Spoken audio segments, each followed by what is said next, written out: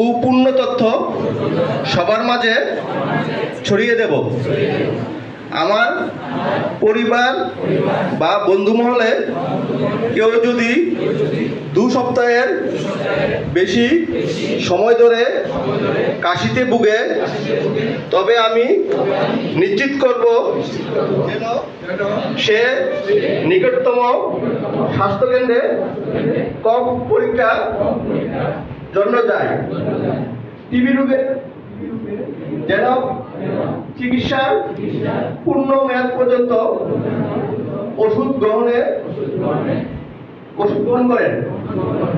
আমি তাদের উৎসাহ দেব এবং সহায়তা করব।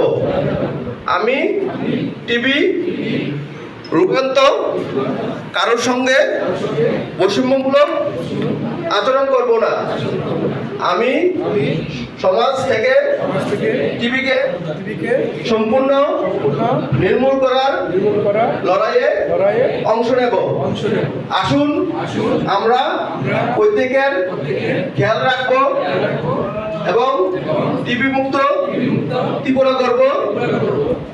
টিবি হারবে, দেশ জিতবে। Thank you.